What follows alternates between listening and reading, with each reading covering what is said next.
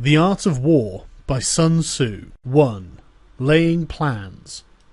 Sun Tzu said, "The art of war is of vital importance to the state. It is a matter of life and death, a road to either safety or to ruin. Hence it is a subject of inquiry which can on no account be neglected. The art of war, then, is governed by 5 constant factors, to be taken into account in one's deliberations, when seeking to determine the conditions obtaining in the field. These are 1. The moral law, 2. Heaven, 3. Earth, 4. The commander, 5. Method and discipline. The moral law causes people to be in complete accord with their ruler, so that they will follow him regardless of their lives, undismayed by any danger. Heaven signifies night and day, cold and heat, times and seasons. Earth comprises distances great and small, danger and security, open ground and narrow passes, and the chances of life and death.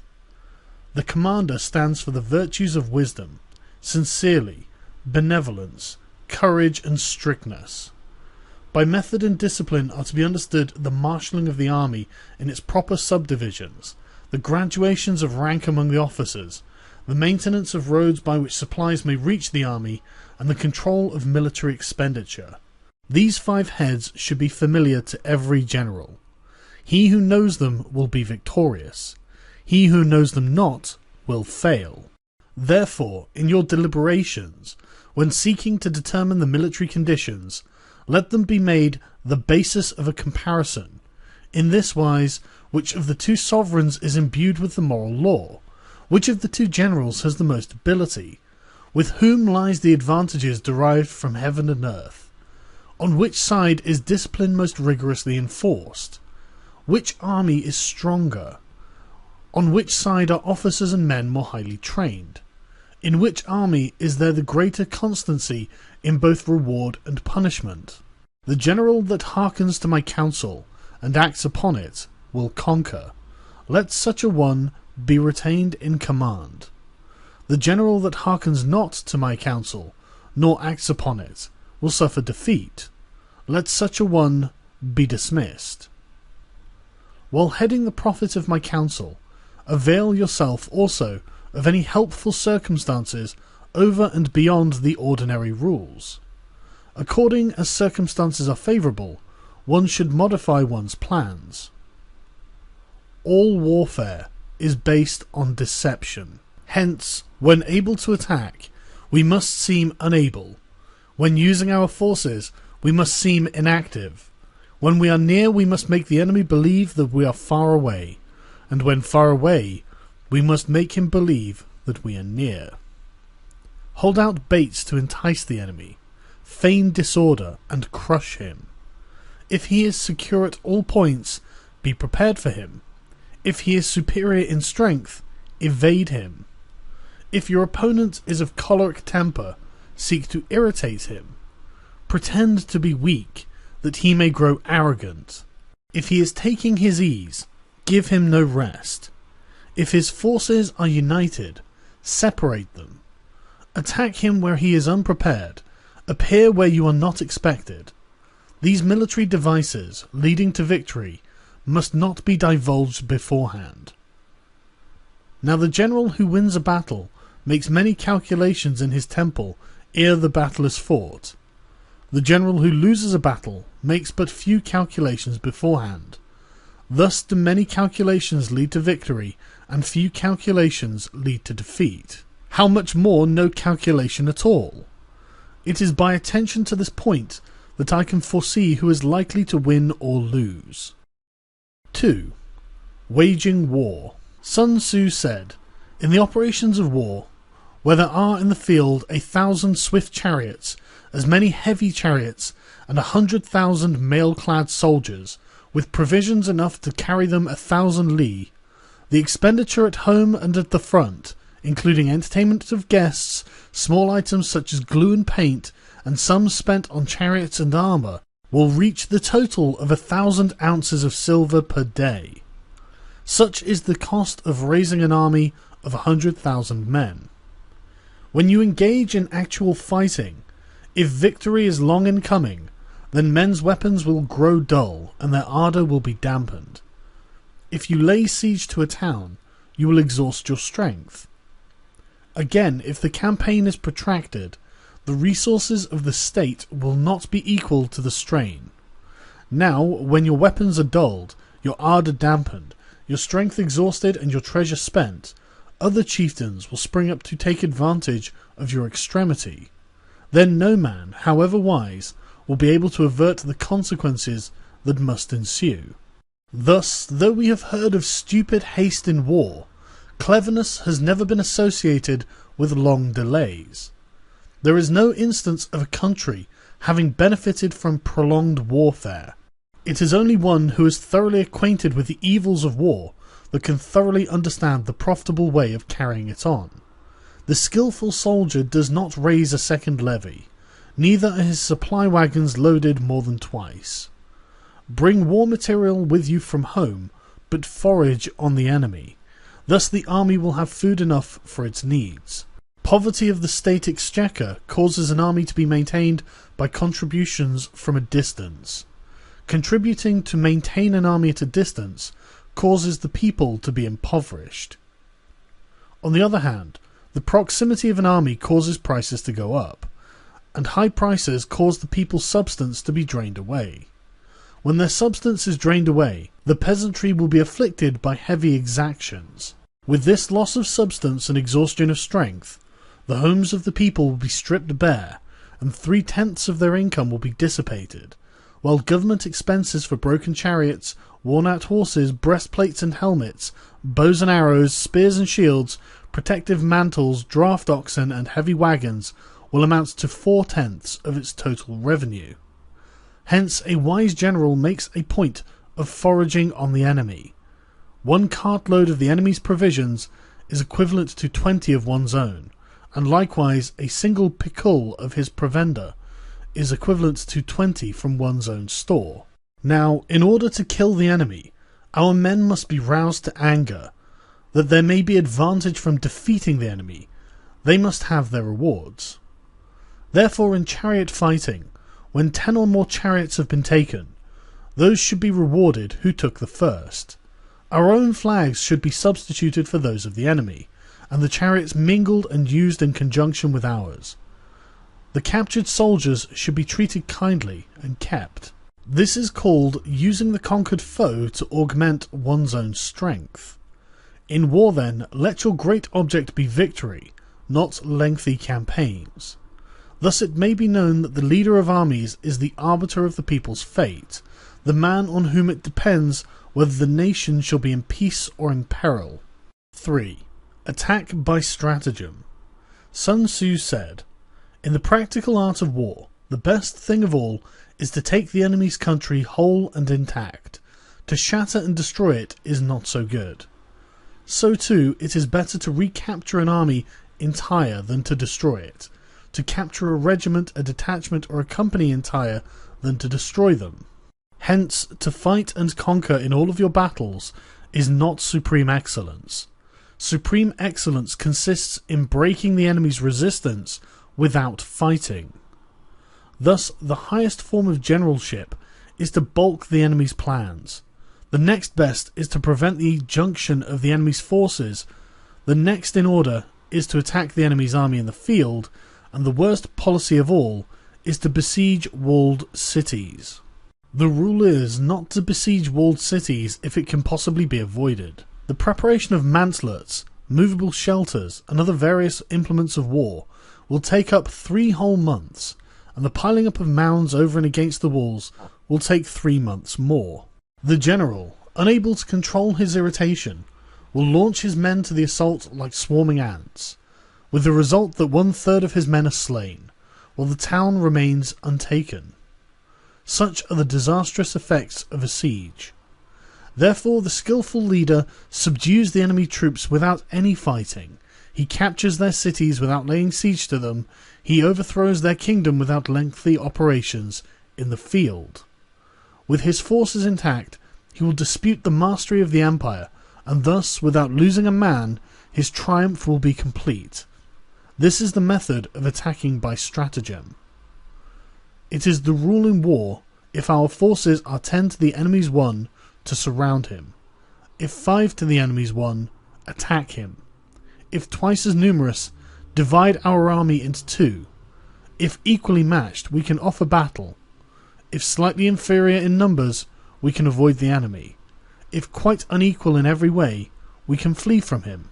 Hence, though an obstinate fight may be made by a small force, in the end it must be captured by the larger force. Now the general is the bulwark of the state. If the bulwark is complete at all points, the state will be strong. If the bulwark is defensive, the state will be weak. There are 3 ways in which a ruler can bring misfortune upon his army. 1. By commanding the army to advance or to retreat, being ignorant of the fact that it cannot obey. This is called hobbling the army. 2. By attempting to govern an army in the same way as he administers a kingdom, being ignorant of the conditions which obtain in an army. This causes restlessness in the soldiers' minds. 3. By employing the officers of his army without discrimination, through ignorance of the military principle of adaptation to circumstances. This shakes the confidence of the soldiers. But when the army is restless and distrustful, trouble is sure to come from other feudal princes. This is simply bringing anarchy into the army, and flinging victory away. Thus we may know that there are 5 essentials for victory. 1. He will win who knows when to fight and when not to fight. 2. He will win who knows how to handle both superior and inferior forces. 3. He will win whose army is animated by the same spirit throughout all its ranks. 4. He will win who, prepared himself, waits to take the enemy unprepared. 5. He will win who has military capacity and is not interfered with by the sovereign. Hence the saying, if you know the enemy and you know yourself, you need not fear the result of 100 battles. If you know yourself but not the enemy, for every victory gained you will also suffer a defeat. If you neither know the enemy nor yourself, you will succumb in every battle. 4. Tactical dispositions. Sun Tzu said, "The good fighters of old put themselves beyond the possibility of defeat, and then waited for an opportunity of defeating the enemy. To secure ourselves against defeat lies in our own hands, but the opportunity of defeating the enemy is provided by the enemy himself. Thus the good fighter is able to secure himself against defeat, but cannot make certain of defeating the enemy. Hence the saying, one may know how to conquer without being able to do it." Security against defeat implies defensive tactics. Ability to defeat the enemy means taking the offensive. Standing on the defensive indicates insufficient strength. Attacking, a superabundance of strength. The general who is skilled in defense hides in the most secret recesses of the earth. He who is skilled in attack flashes forth from the topmost heights of heaven. Thus, on one hand, we have the ability to protect ourselves, on the other, a victory that is complete. To see victory only when it is within the ken of the common herd is not the acme of excellence. Neither is it the acme of excellence when you fight and conquer and the whole empire says, "Well done." To lift an autumn hair is no sign of great strength. To see the sun and moon is no sign of sharp sight. To hear the noise of thunder is no sign of a quick ear. What the ancients called a clever fighter is one who not only wins, but excels in winning with ease. Hence his victories bring him neither reputation for wisdom nor credit for courage. He wins his battles by making no mistakes. Making no mistakes is what establishes the certainty of victory, for it means conquering an enemy that is already defeated. Hence the skillful fighter puts himself into a position which makes defeat seem impossible, and does not miss the moment for defeating the enemy. Thus it is in war that the victorious strategist seeks only battle after the victory has been won, whereas he who is destined to defeat fights first and looks afterwards for victory. The consummate leader cultivates the moral law, and strictly adheres to method and discipline. Thus, it is in his power to control success. In respect of military method, we have firstly, measurement, secondly, estimation of quality, thirdly, calculation, fourthly, balancing of chances, fifthly, victory. Measurement owes its existence to earth, estimation of quality to measurement, calculation to estimation of quality, balancing of chances to calculation, and victory to balancing of chances. A victorious army opposed to a routed one is a pound's weight placed on the scale against a single grain. The onrush of a conquering force is like the bursting of pent-up waters into a chasm 1,000 fathoms deep. 5. Energy. Sun Tzu said, "The control of a large force is the same principle as the control of a few men. It is merely a question of dividing up their numbers." Fighting with a large army under your command is nowise different from fighting with a small one. It is merely a question of instituting signs and signals. To ensure that your whole host may withstand the brunt of an enemy's attack and remain unshaken, this is effected by manoeuvres, direct and indirect. That the impact of your army may be like a grindstone dashed against an egg, this is effected by the science of weak points and strong. In all fighting, the direct method may be used for joining battle, but indirect methods will be needed in order to secure victory. Indirect tactics, efficiently applied, are inexhaustible as heaven and earth, unending as the flow of the rivers and streams. Like the sun and moon, they end but to begin anew. Like the 4 seasons, they pass away to return once more.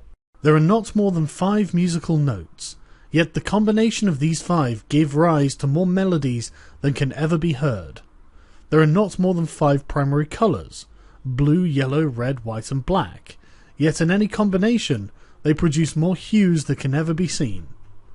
There are not more than 5 cardinal tastes, sour, acrid, salt, sweet and bitter, yet combinations of them yield more flavours than can ever be tasted. In battle, there are not more than 2 methods of attack, the direct and the indirect, yet these 2 in combination can give rise to an endless series of manoeuvres. The direct and indirect lead on to each other in turn. It is like moving in a circle, you never come to an end. Who can exhaust the possibilities of their combination? The onset of troops is like the rush of a torrent, which will even roll stones along in its course. The quality of decision is like the well-timed swoop of a falcon, which enables it to strike and destroy its victim. Therefore the good fighter will be terrible in his onset and prompt in his decision. Energy may be likened to the bending of a crossbow, decision to the releasing of a trigger. Amid the turmoil and tumult of battle, there may be seeming disorder, and yet no real disorder at all. Amid confusion and chaos, your array may be without head or tail, yet it will be proof against defeat. Simulated disorder postulates perfect discipline. Simulated fear postulates courage. Simulated weakness postulates strength. Hiding order beneath the cloak of disorder is simply a question of subdivision. Concealing courage under a show of timidity presupposes a fund of latent energy. Masking strength with weakness is to be effected by tactical dispositions. Thus, one who is skillful at keeping the enemy on the move maintains deceitful appearances, according to which the enemy will act. He sacrifices something that the enemy may snatch at it. By holding out baits, he keeps him on the march. Then with a body of picked men he lies in wait for him. The clever combatant looks to the effect of combined energy, and does not require too much from individuals. Hence his ability to pick out the right men and utilize combined energy. When he utilizes combined energy, his fighting men become, as it were, like unto rolling stones or logs, for it is the nature of a log or stone to remain motionless on level ground, and to move when on a slope. If four-cornered, it will come to a standstill, but if round-shaped, it will go rolling down. Thus the energy developed by good fighting men is as the momentum of a round stone rolled down a mountain thousands of feet in height. So much on the subject of energy. 6. Weak points and strong. Sun Tzu said, "Whoever is first in the field and awaits the coming of the enemy will be fresh for the fight. Whoever is second in the field and has to hasten to battle will arrive exhausted." Therefore, the clever combatant imposes his will on the enemy, but does not allow the enemy's will to be imposed on him. By holding out advantages to him, he can cause the enemy to approach of his own accord, or, by inflicting damage, he can make it impossible for the enemy to draw near. If the enemy is taking his ease, he can harass him. If well supplied with food, he can starve him out. If quietly encamped, he can force him to move. Appear at points which the enemy must hasten to defend. March swiftly to places where you are not expected. An army may march great distances without distress if it marches through the country where the enemy is not. You can be sure of succeeding in your attacks if you only attack places which are undefended. You can ensure the safety of your defence if you only hold positions that cannot be attacked. Hence, the general is skillful in attack whose opponent does not know what to defend, and he is skillful in defence whose opponent does not know what to attack. O divine art of subtlety and secrecy! Through you we learn to be invisible, through you inaudible, and hence we can hold the enemy's fate in our hands. You may advance and be absolutely irresistible if you make for the enemy's weak points. You may retire and be safe from pursuit if your movements are more rapid than those of the enemy. If we wish to fight, we can prevent the enemy from engaging us even though the lines of our encampment be merely traced out on the ground. All we need to do is throw something odd and accountable in his way. By discovering the enemy's dispositions and remaining invisible ourselves, we can keep our forces concentrated while the enemy's must be divided. We can form a single united body while the enemy must split his up into fractions. Hence there will be a whole pitted against separate parts of a whole, which means that we shall be many to the enemy's few. And if we are able thus to attack an inferior force with a superior one, our opponents will be in dire straits. The spot where we intend to fight must not be made known, for then the enemy will have to prepare against a possible attack at several different points. And if his forces being thus distributed in many directions, the numbers we shall have to face at any given point will be proportionally few. For should the enemy strengthen his van, he will weaken his rear. Should he strengthen his rear, he will weaken his van. Should he strengthen his left, he will weaken his right. Should he strengthen his right, he will weaken his left. If he sends reinforcements everywhere, he will everywhere be weak. Numerical weakness comes from having to prepare against possible attacks. Numerical strength from compelling our adversary to make these preparations against us. Knowing the place and time of the coming battle, we may concentrate from the greatest distances in order to fight. But if neither the time nor the place be known, then the left wing will be impotent to succour the right, and the right equally impotent to succour the left, the van unable to relieve the rear, or the rear unable to support the van. How much more so if the furthest portions of the army are anything under 100 li apart, and even the nearest are separated by several li. Though according to my estimate, the soldiers of Yue exceed our own in number, that shall advantage them nothing in the matter of victory.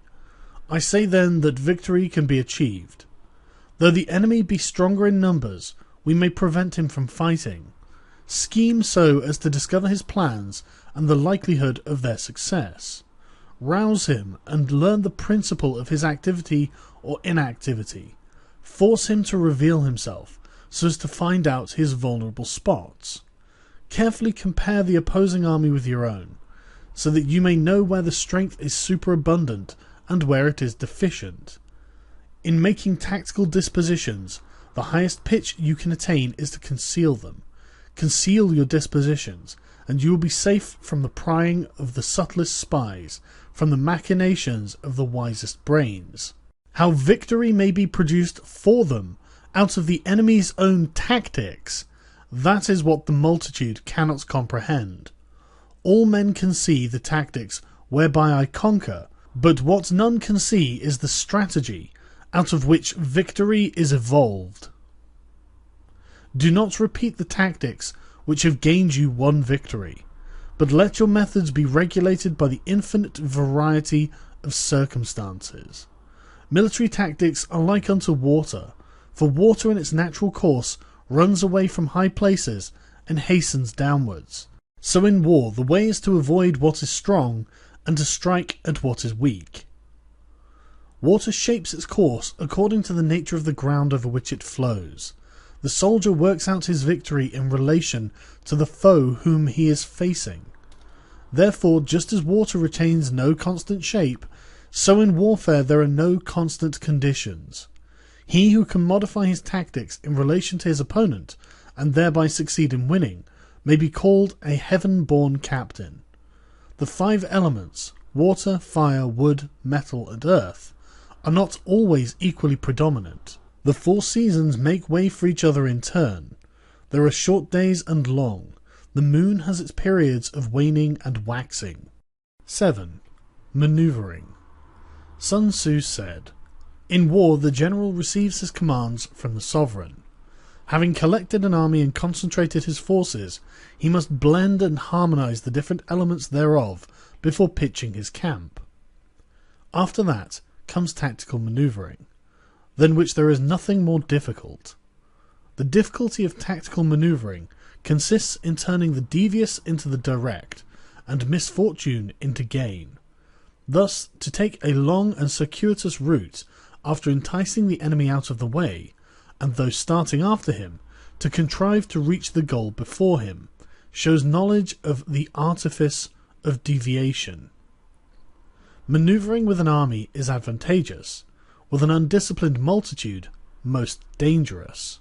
If you set a fully equipped army in march in order to snatch an advantage, the chances are that you will be too late. On the other hand, to detach a flying column for the purpose involves the sacrifice of its baggage and stores.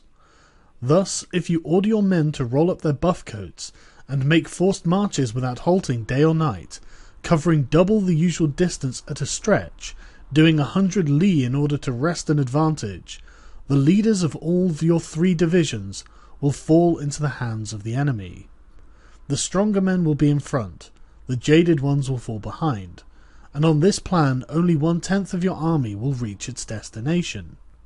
If you march 50 li in order to outmaneuver your enemy, you will lose the leader of your first division, and only half of your force will reach the goal.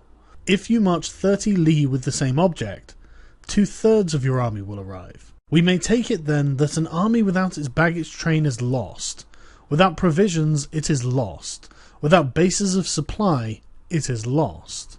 We cannot enter into alliances until we are acquainted with the designs of our neighbours.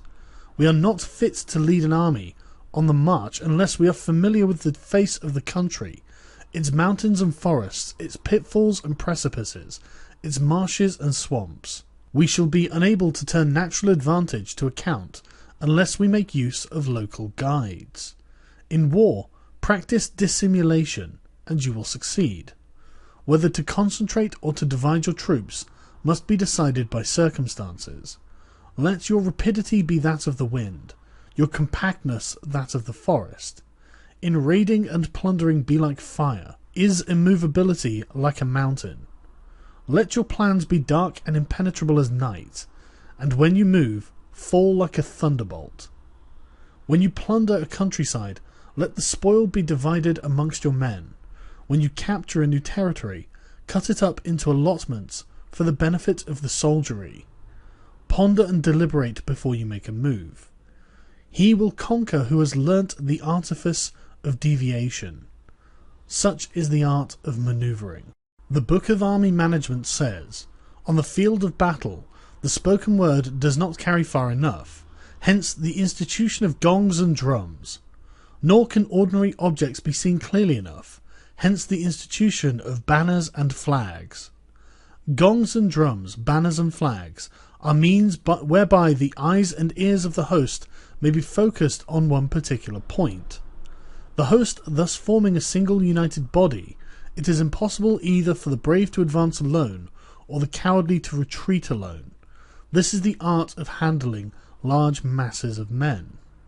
In night fighting, then, make such use of signal fires and drums, and in fighting by day of flags and banners, as a means of influencing the ears and eyes of your army.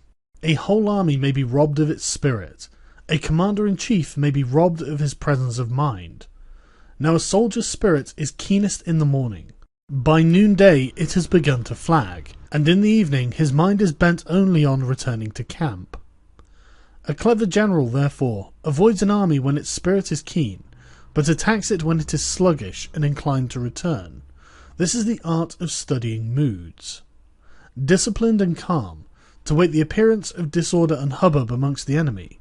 This is the art of retaining self-possession. To be near the goal while the enemy is still far from it, to wait at ease while the enemy is toiling and struggling, to be well fed while the enemy is famished. This is the art of husbanding one's strength. To refrain from intercepting an enemy whose banners are in perfect order.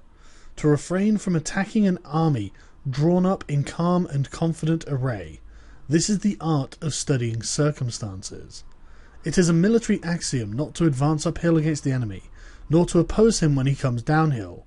Do not pursue an enemy who simulates flight. Do not attack soldiers whose temper is keen. Do not swallow bait offered by the enemy. Do not interfere with an army that is returning home.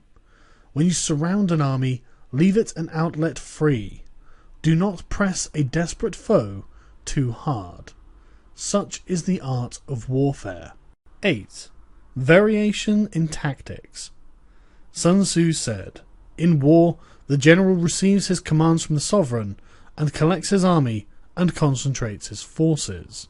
When in difficult country, do not encamp. In country where high roads intersect, join hands with your allies. Do not linger in dangerously isolated positions. In hemmed-in situations, you must resort to stratagem. In desperate position, you must fight. There are roads which must not be followed, armies which must not be attacked, towns which must be besieged, positions which must not be contested, commands of the sovereign which must not be obeyed." The general who thoroughly understands the advantages that accompany variation of tactics knows how to handle his troops. The general who does not understand these may well be acquainted with the configuration of the country, yet he will not be able to turn his knowledge to practical account. So, the student of war who is unversed in the art of war, of varying his plans, even though he be acquainted with the 5 advantages, will fail to make best use of his men.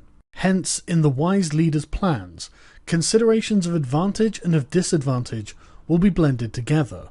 If our expectation of advantage be tempered in this way, we may succeed in accomplishing the essential part of our schemes.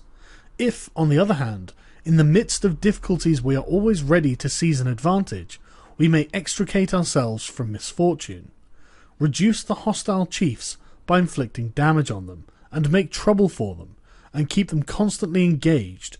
Hold out specious allurements, and make them rush to any given point.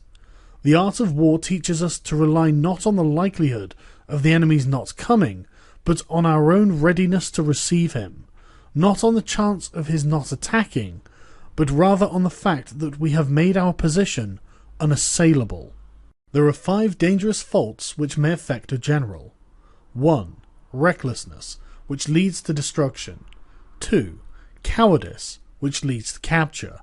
3. A hasty temper, which can be provoked by insults. 4. A delicacy of honour, which is sensitive to shame. 5. Over-solicitude for his men, which exposes him to worry and trouble. These are the 5 besetting sins of a general, ruinous to the conduct of war.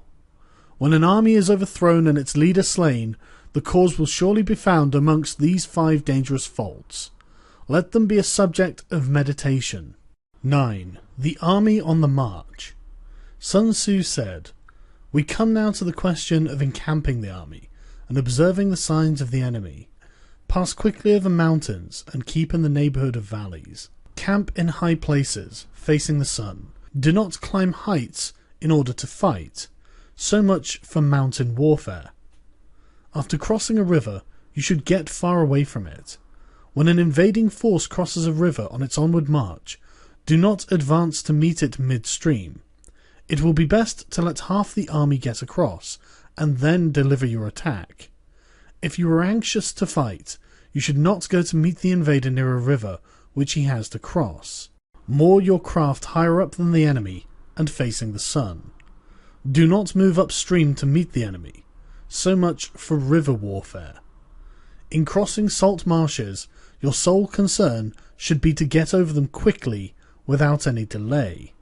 If forced to fight in a salt marsh, you should have water and grass near you, and your back to a clump of trees. So much for operations in salt marshes. In dry, level country, take up an easily accessible position with rising ground to your right and on your rear, so that the danger may be in front and safety lie behind. So much for campaigning in flat country. These are the 4 useful branches of military knowledge which enabled the Yellow Emperor to vanquish 4 several sovereigns. All armies prefer high ground to low, and sunny places to dark. If you are careful of your men, and camp on hard ground, the army will be free from disease of every kind, and this will spell victory. When you come to a hill or a bank, occupy the sunny side, with the slope on your right rear. Thus you will at once act for the benefit of your soldiers and utilize the natural advantages of the ground. When, in consequence of heavy rains up country, a river you wish to ford is swollen and flecked with foam, you must wait until it subsides. Country in which there are precipitous cliffs, with torrents running between, deep natural hollows, confined places, tangled thickets, quagmires and crevasses, should be left with all possible speed and not approached. While we keep away from such places, we should get the enemy to approach them. While we face them, we should let the enemy have them on his rear. If in the neighbourhood of your camp there should be any hilly country, ponds surrounded by aquatic grass, hollow basins filled with reeds or woods with thick undergrowth, they must be carefully routed out and searched, for these are places where men in ambush or insidious spies are likely to be lurking. When the enemy is close at hand and remains quiet, he is relying on the natural strength of his position. When he keeps aloof and tries to provoke a battle, he is anxious for the other side to advance. If his place of encampment is easy of access, he is tendering a bait. Movement amongst the trees of a forest shows that the enemy is advancing. An appearance of a number of screens in the midst of thick grass means that the enemy wants to make us suspicious. The rising of birds in their flight is the sign of an ambuscade. Startled beasts indicate that a sudden attack is coming. When there is dust rising in a column, it is the sign of chariots advancing. When the dust is low but spread over a wide area, it betokens the approach of infantry. When it branches out in several different directions, it shows that parties have been sent to collect firewood. A few clouds of dust moving to and fro signify that the army is encamping. Humble words and increased preparations are the signs that the enemy is about to advance. Violent language and driving forward as if to the attack are signs that he will retreat. When the light chariots come out first and take up a position on the wings, it is a sign that the enemy is forming for battle. Peace proposals unaccompanied by a sworn covenant indicate a plot. When there is much running about and soldiers fall into rank, it means that the critical moment has come. When some are seen advancing and some retreating, it is a lure. When the soldiers stand leaning on their spears, they are faint from want of food. If those who are sent to draw water begin by drinking themselves, the army is suffering from thirst. If the enemy sees an advantage to be gained and makes no effort to secure it, the soldiers are exhausted. If birds gather on any spot, it is unoccupied. Clamour by night betokens nervousness. If there is a disturbance in the camp, the general's authority is weak. If the banners and flags are shifted about, Sedition is afoot. If the officers are angry, it means that the men are weary. When an army feeds its horses with grain and kills its cattle for food, and when the men do not hang their cooking pots over the campfires, showing that they will not return to their tents, you may know that they are determined to fight to the death. The sight of men whispering together in small knots, or speaking in subdued tones, points to dissatisfaction amongst the rank and file. Too frequent rewards signify that the enemy is at the end of his resources. Too many punishments betray a condition of dire distress. To begin by bluster, but to afterwards take fright at the enemy's numbers, shows a supreme lack of intelligence. When envoys are sent with compliments in their mouths, it is a sign that the enemy wishes for a truce. If the enemy's troops march up angrily and remain facing ours for a long time without either joining battle or taking themselves off again, the situation is one that demands great vigilance and circumspection. If our troops are no more in number than the enemy, that is amply sufficient. It only means that no direct attack can be made. What we can do is simply to concentrate all our available strength, keep a close watch on the enemy, and obtain reinforcements. He who exercises no forethought, but makes light of his opponents, is sure to be captured by them. If soldiers are punished before they have grown attached to you, they will not prove submissive, and unless submissive, then will be practically useless. If, when the soldiers have become attached to you, punishments are not enforced, they will still be useless. Therefore, soldiers must be treated in the first instance with humanity, but kept under control by means of iron discipline. This is a certain road to victory. If in training soldiers' commands are habitually enforced, the army will be well disciplined. If not, its discipline will be bad. If a general shows confidence in his men, but always insists on his orders being obeyed, the gain will be mutual. 10. Terrain. Sun Tzu said, "We may distinguish 6 kinds of terrain, to wit, 1. Accessible ground, 2. Entangling ground, 3. Temporizing ground, 4. Narrow passes, 5. Precipitous heights, 6. Positions at great distance from the enemy. Ground which can be freely traversed by both sides is called accessible. With regard to ground of this nature, be before the enemy in occupying the raised and sunny spots, and carefully guard your line of supplies. Then you will be able to fight with advantage. Ground which can be abandoned but is hard to reoccupy is called entangling. From a position of this sort, if the enemy is unprepared, you may sally forth and defeat him, but if the enemy is prepared for your coming, and you fail to defeat him, then return being impossible, disaster will ensue. When the position is such that neither side will gain by making the first move, it is called temporizing ground.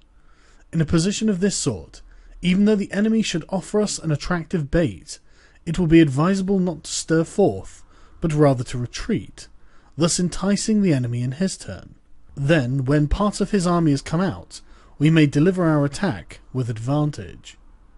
With regard to narrow passes, if you can occupy them first, let them be strongly garrisoned and await the advent of the enemy. Should the army forestall you in occupying a pass, do not go after him if the pass is fully garrisoned, but only if it is weakly garrisoned.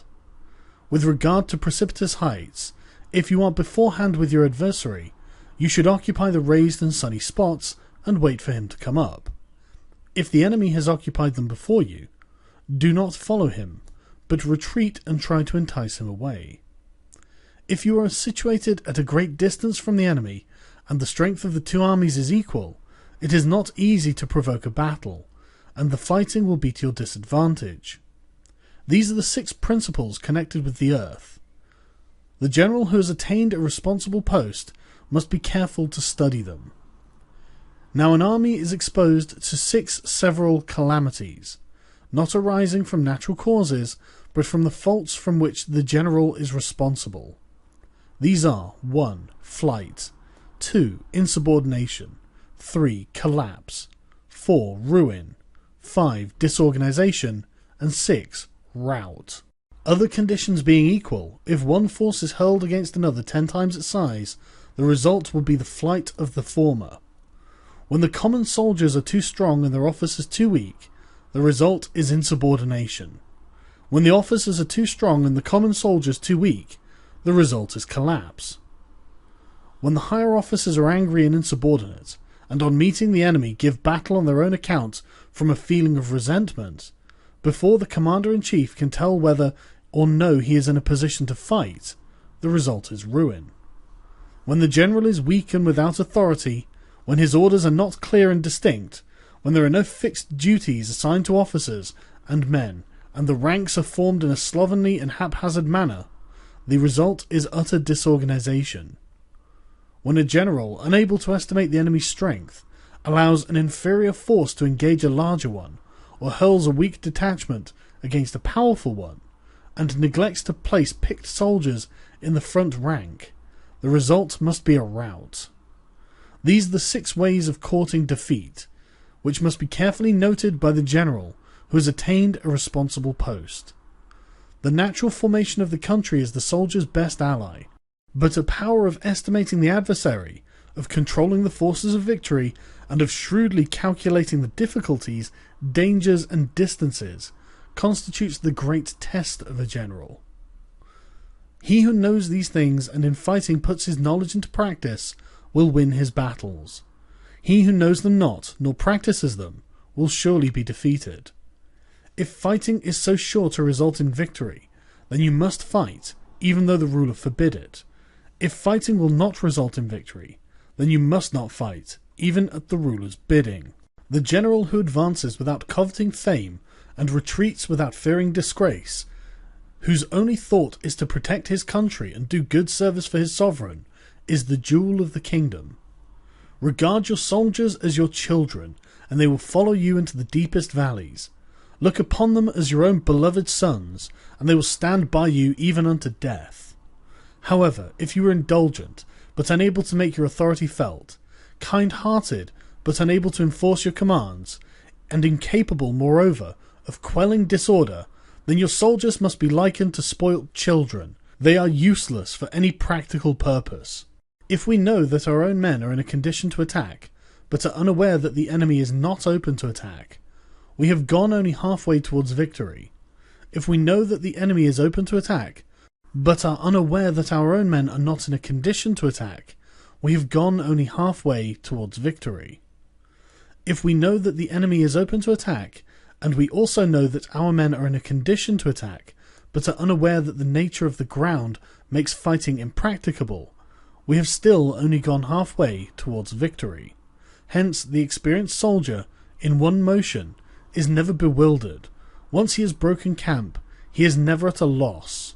Hence the saying, if you know your enemy, and you know yourself, your victory will not stand in doubt. If you know heaven and you know earth, you may make your victory complete. 11. The 9 situations. Sun Tzu said, the art of war recognizes 9 varieties of ground. 1. Dispersive ground. 2. Facile ground. 3. Contentious ground. 4. Open ground. 5. Ground of intersecting highways. 6. Serious ground. 7. Difficult ground. 8. Hemmed-in ground. And 9. Desperate ground. When a chieftain is fighting in his own territory, it is dispersive ground. When he has penetrated into hostile territory, but to no great distance, it is facile ground. Ground the possession of which imports great advantage to either side, it is contentious ground. Ground on which either side has liberty of movement is open ground. Ground which forms the key to 3 contiguous states, so that he who occupies it first has the most of the empire at his command, is a ground of intersecting highways. When an army has penetrated into the heart of a hostile country, leaving a number of fortified cities in its rear, it is serious ground. Mountain forests, rugged steeps, marshes and fens, all country that is hard to traverse, this is difficult ground. Ground which is reached through narrow gorges, and from which we can only retire by tortuous paths, so that a small number of the enemy would suffice to crush a large body of our men, This is hemmed-in ground. Ground on which we can only be saved from destruction by fighting without delay is desperate ground. On dispersive ground, therefore, fight not. On facile ground, halt not. On contentious ground, attack not. On open ground, do not try to block the enemy's way. On the ground of intersecting highways, join hands with your allies. On serious ground, gather in plunder. On difficult ground, keep steadily on the march. On hemmed-in ground, resort to stratagem. On desperate ground, fight. Those who were called skillful leaders of old knew how to drive a wedge between the enemy's front and rear, to prevent cooperation between his large and small divisions, to hinder the good troops from rescuing the bad, from the officers from rallying their men. When the enemy's men were united, they managed to keep them in disorder. When it was to their advantage, they made a forward move. When otherwise, they stopped still. If asked how to cope with a great host of the enemy in orderly array and on the point of marching to the attack, I should say, begin by seizing something which your opponent holds dear. Then he will be amenable to your will. Rapidity is the essence of war. Take advantage of the enemy's unreadiness. Make your way by unexpected routes, and attack unguarded spots. The following are the principles to be observed by an invading force. The further you penetrate into a country, the greater will be the solidarity of your troops, and thus the defenders will not prevail against you. Make forays into fertile country in order to supply your army with food. Carefully study the well-being of your men, and do not overtax them. Concentrate your energy and hoard your strength. Keep your army continually on the move, and devise unfathomable plans. Throw your soldiers into positions whence there is no escape, and they will prefer death to flight. If they will face death, there is nothing that they may not achieve.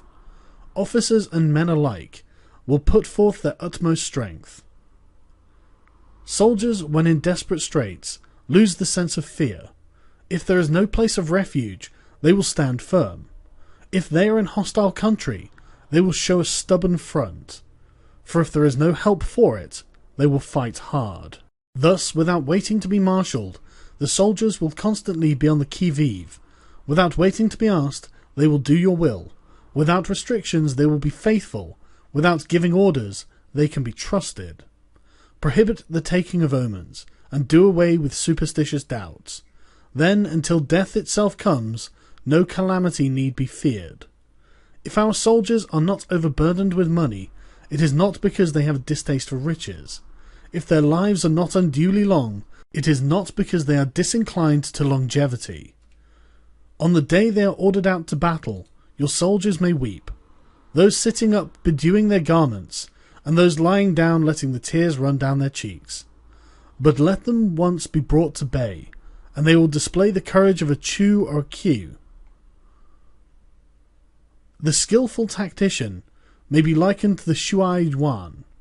Now the Shuai Yuan is a snake that is found amongst the Chuung mountains. Strike at its head, and you will be attacked by its tail. Strike at its tail, and you will be attacked by its head.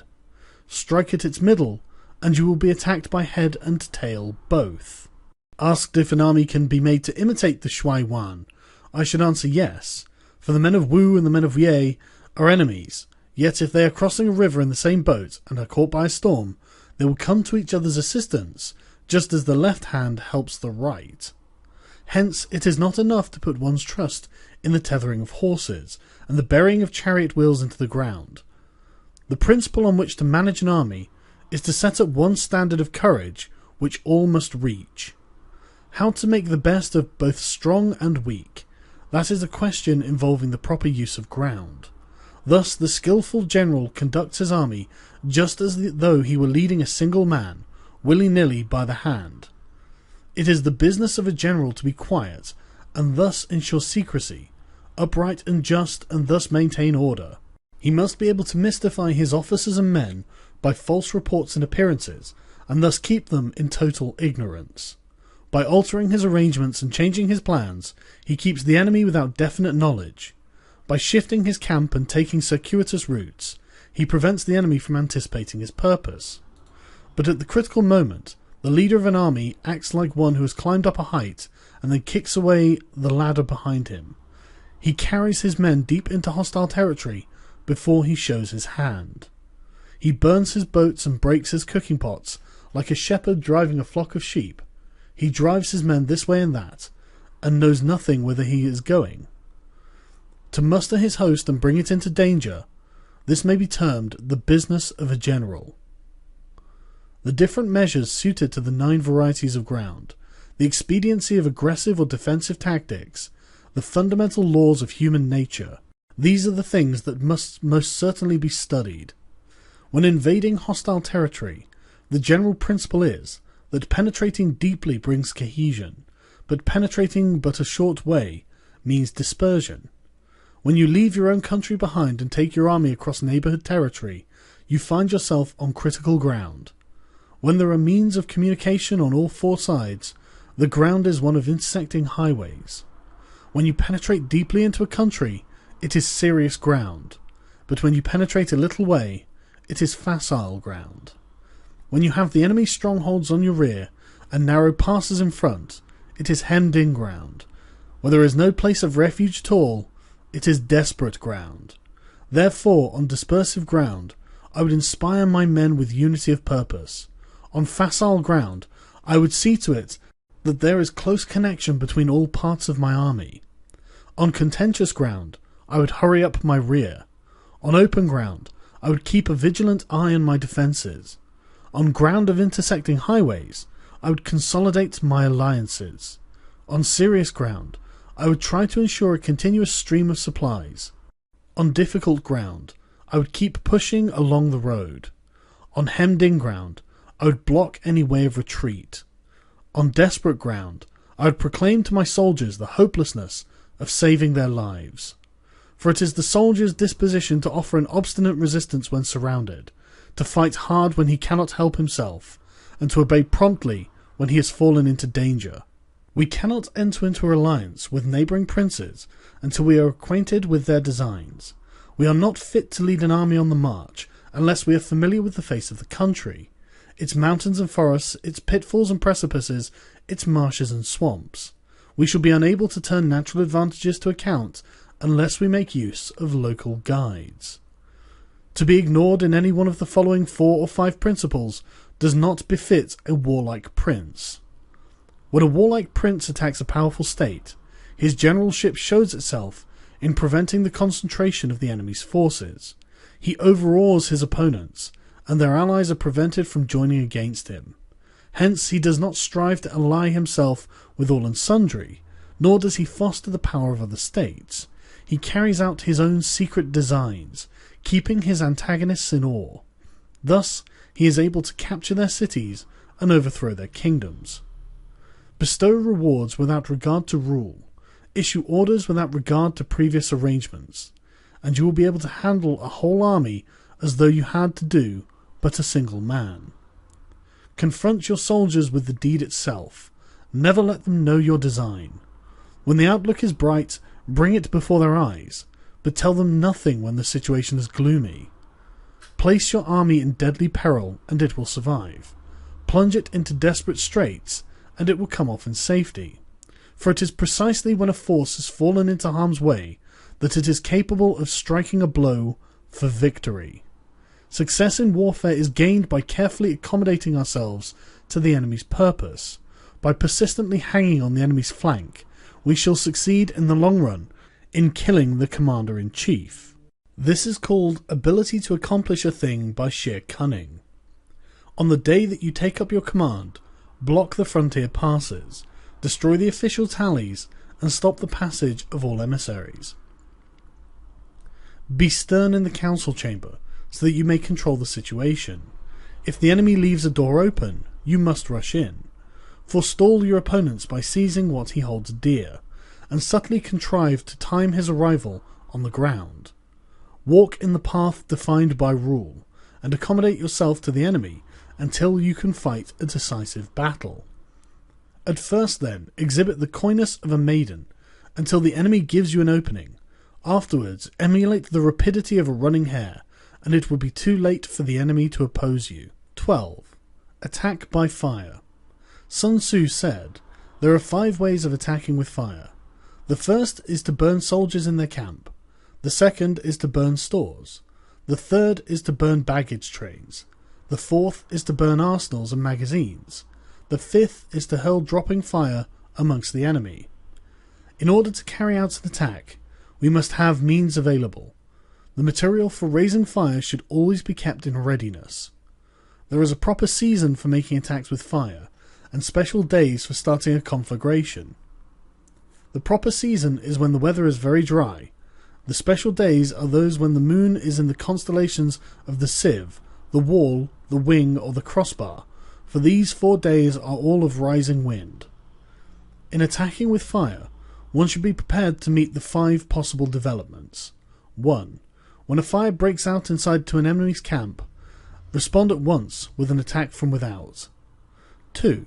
If there is an outbreak of fire but the enemy's soldiers remain quiet, bide your time and do not attack. 3. When the force of the flames has reached its height, follow it up with an attack. If that is practicable, if not, stay where you are.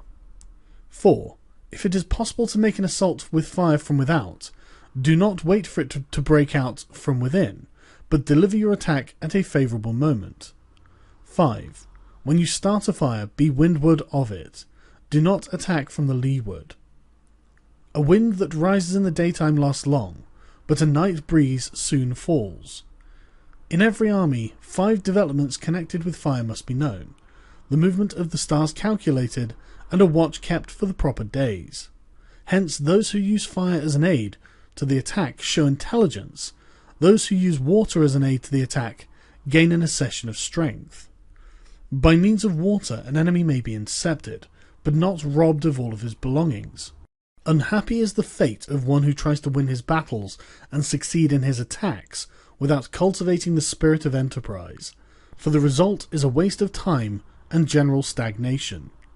Hence the saying, "The enlightened ruler lays his plans well ahead, the good general cultivates his resources."